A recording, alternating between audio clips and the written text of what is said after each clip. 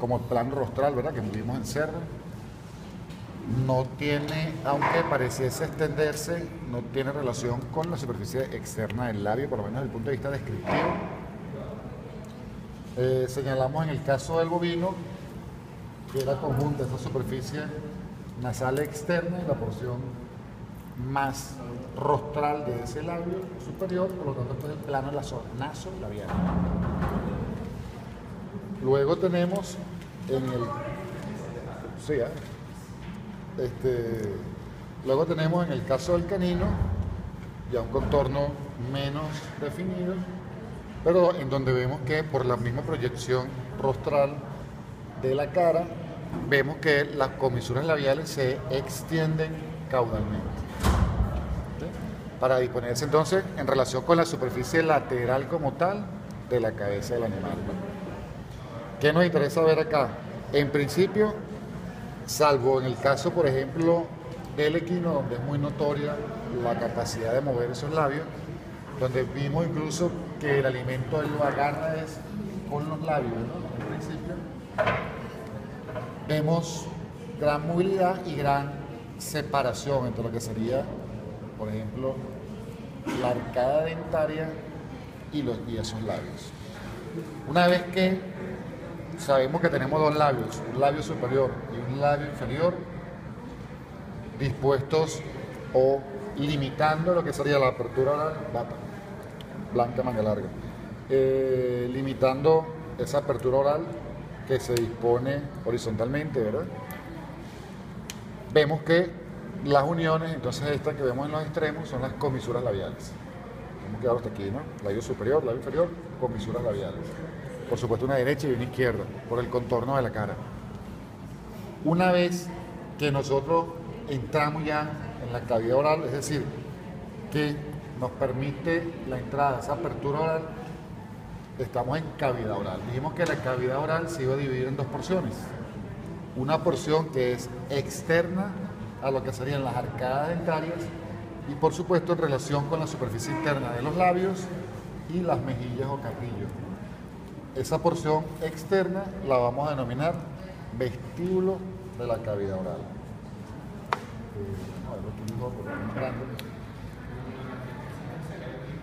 Por supuesto, este es el labio a lo que entramos. Si estos son los dientes, en este caso, por supuesto, los incisivos inferiores. Este espacio, repito, acá donde tengo introducido el dedo, que por supuesto bordea todas las arcadas dentarias, es el denominado vestíbulo de la cavidad oral. El área que se dispone internamente a ella, a esa arcada dentaria, es lo que se conoce como cavidad oral propiamente dicha. Esa cavidad oral propiamente dicha, en condiciones normales, suele estar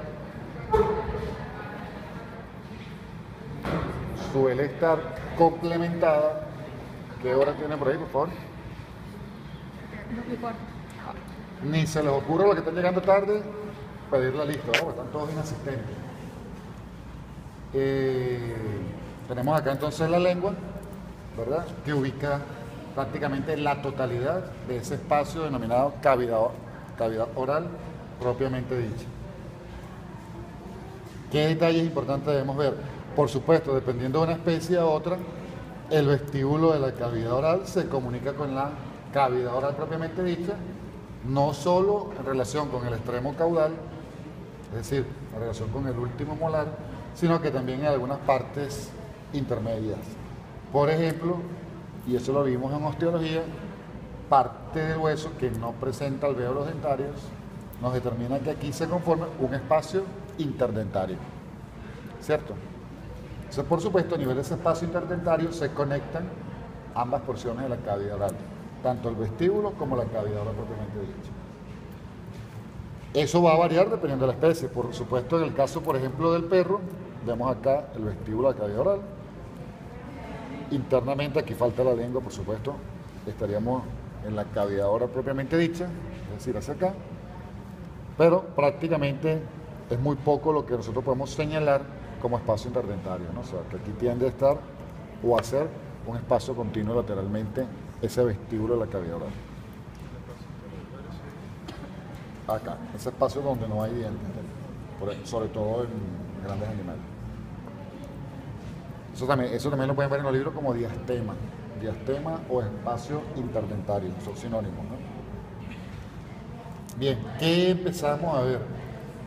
¿O qué nos interesa ver? Por ejemplo, señalábamos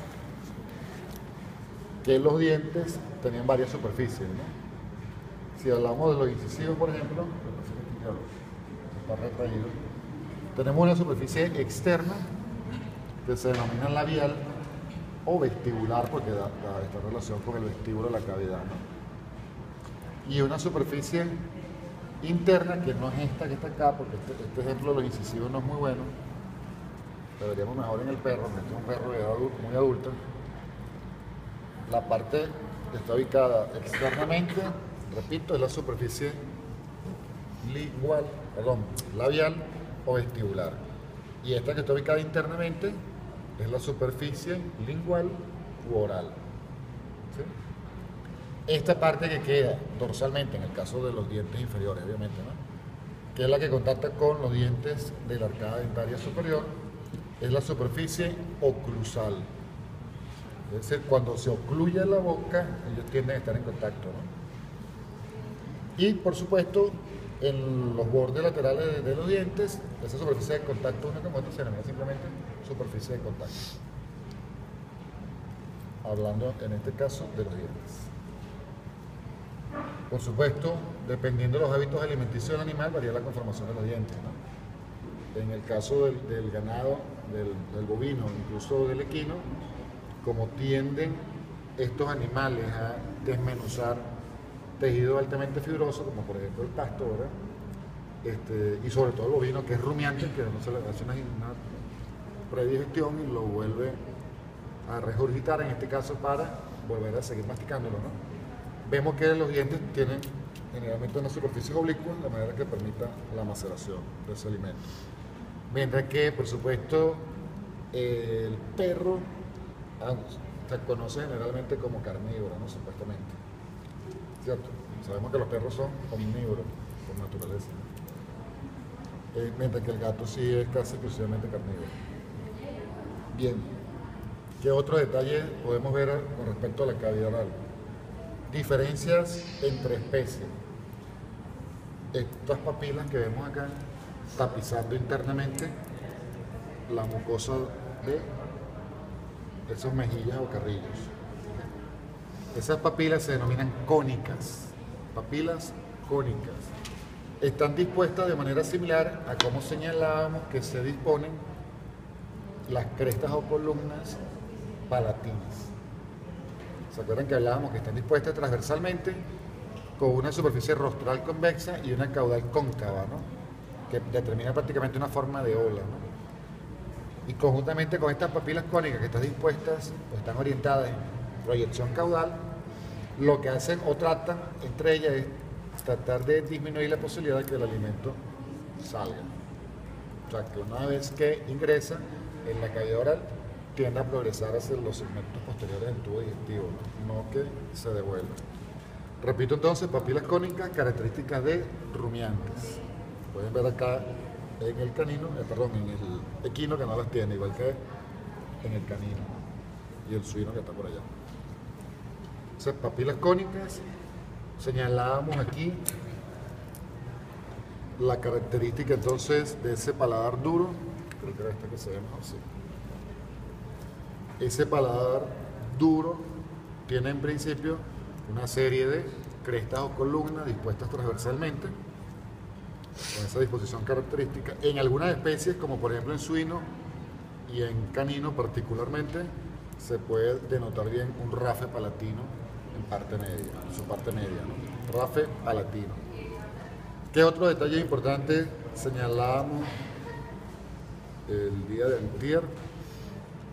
Que inmediatamente el caudal, al par de incisivos superiores dispuestos centralmente, encontrábamos una elevación que se iba a corresponder con la papila incisiva, que allí es donde desemboca el órgano vomeronasal. Esta sería la papila incisiva. Crestas palatinas, rafe palatino. Estamos hablando de las estructuras evidentes a nivel de paladar duro. Por supuesto, para efectos de examen, nombre completo, ¿no? Crestas palatinas, paladar duro. Hay que diferenciar si es paladar duro o blando. El paladar blando viene a continuación del paladar duro, lo vamos a ver mejor en otras piezas, ¿no? Eso hay que especificarlo bien. ¿Estamos claros hasta aquí? Esa es la pieza donde mejor se aprecia esa parte del paladar. Vemos lo que señalamos, que más o menos la disposición o el comportamiento de esas crestas palatinas son similares en todas las especies. Vimos que el interior de la cavidad oral estaba generalmente ocupado por la lengua, ¿no? Cuando hablábamos de los labios, también habíamos señalado la presencia, por lo menos estoy hablando de la teoría, de los frenillos labiales, ¿no? El inferior, y acá tendríamos que buscar el superior. En el caso del equino no está muy bien marcado, entre otras cosas, porque ese frenillo allí limitaría la movilidad de esos labios, ¿no? Y sabemos que él captura el alimento con ellos. Ajá, ¿qué les iba a señalar acá? Tenemos algunos aspectos que no hemos visto teóricamente, lo vamos a ver el día lunes que viene con respecto a las glándulas salivales.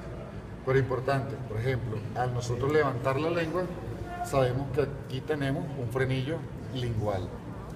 En relación con el extremo rostral de ese frenillo lingual, vamos a ver unas elevaciones, estas que vemos aquí, que vamos a ir adelantando algunas cosas en la próxima práctica, que vamos a denominar carúnculas sublinguales. Carúnculas sublinguales. Allí desemboca parte de lo que serían los conductos excretores de las glándulas salivales, que lo vamos a ver después. Pero como una estructura evidente, la vamos a señalar de una vez, ¿no? Carúnculas sublinguales. Aquí estaría el frenillo sublingual. Después veremos que esta zona que está ubicada aquí lateralmente entre la lengua y la propia arcada dentaria o el cuerpo, en este caso de la mandíbula, se denominan recesos sublinguales. Eso sublingual lateral, y acá sería la apical, que es donde ubicamos estas carúnculas sublinguales. Esto entramos en detalle mejor la semana que viene, pero esto todos lo sabemos por cultura general. Toda esta serie de elevaciones que vemos en la lengua en gran disposición sobre el dorso de ella, ¿verdad? Son las papilas filiformes. ¿Papilas? Filiformes, que también vemos, ¿verdad?, que están orientadas caudalmente. O sea, que lo pueden sentir al tacto. Aquí no tienen mayor resistencia, a diferencia que lo hagan al revés, ¿no? ¿Okay? Fíjense. Esas papilas filiformes, al igual que las papilas cónicas que señalamos en este caso en el bovino, básicamente tienen una función, gracias, mecánica. Me explico. Por su orientación, por su disposición, tienden a tratar de facilitar la ingesta y a evitar la expulsión del alimento. Pero ambas son de naturaleza mecánica. ¿Qué quiero decir con esto? Que estas papilas no son las papilas gustativas, estas clásicas que nosotros tenemos entendido que existen allí en la lengua, ¿no? Ninguna de ellas dos tiene receptores sensitivos para tal efecto. Es decir, tanto las filiformes como las cónicas tienen una acción meramente mecánica. Vemos dispersa, dividimos la lengua en base, cuerpo y ápice o vértice, lo señalamos el lunes en varias ocasiones, ¿verdad? Vemos sobre esa superficie dorsal del cuerpo y el vértice, y más o menos disperso de manera segmentaria, unos punticos que vemos acá como negros, ¿verdad?, interpuestos entre lo que serían las papilas filiformes. Esos punticos que vemos allí en gran medida son las papilas fungiformes. ¿Qué quiere decir Hongo. hongo, ¿no? Entonces, por supuesto, esa papila tiene forma de hongo. En histología, no sé si ya vieron esa parte, la forma, o sea, hay una pequeña excavación donde se dispone en forma de hongo esas papilas. En el caso del bovino, vamos a ver que sobre la base y parte del cuerpo se desarrolla una elevación que no existe en las demás especies. Fíjense, no lo vemos acá, no lo vemos en el cerdo, Bueno, el perro no tiene lengua, ese perro en el caso de bovino, esa elevación se hace manifiesta y la vamos a denominar torus lingual. Todo esto, toda la elevación. Torus lingual. Fíjense que aquí en la transición entre ese toro lingual y el resto de la lengua se forma prácticamente un pliegue. Ese pliegue es relativamente profundo, por lo tanto en algunos libros aparece como fosa lingual. Este espacio alargado que vemos. Vamos a ver otra serie de papilas, pero te las voy a nombrar ahorita simplemente, la vemos con detalle la semana que viene. En el caso del bovino, sobre esa superficie del toro lingual vamos a ver unas papilas aplanadas, ligeramente redondeadas, que son denominadas lenticulares. Hacia el extremo caudal de esa base, lateralmente encontraríamos la serie de papilas valladas. Esas tienen otro nombre de mitología, creo que le llaman caliciformes también. ¿Sí? O sea, hay una especie de copa, sí, una especie de copa envolviendo a una papila similar a fungiforme, pero mucho más desarrollada. Sí, sí, son y hacia la parte ya del extremo más caudal hay un plegamiento donde se observan lo que serían las papilas foliadas. ¿Los pliegues son los papilas? Sí, ahí está. O sea, estas cositas que se ven aquí como rayadas entre los pliegues son las papilas. Los receptores, perdón, la papila, todo este plegamiento ahí. Bien, eso también lo vamos a revisar con detalle la semana que viene, puesto que hay algunas variaciones. Por ejemplo, esas lenticulares, como dijimos, están solo en el bovino, entonces no la vamos a ver ni en el equino, ni en las demás especies, etc. Simplemente, como es donde se verifican mejor, las resaltamos. Entonces, si seguimos progresando, vamos a salir de la cavidad oral, que se ve bien grande. Sabemos que una vez que terminamos esa cavidad oral, dorsalmente se dispone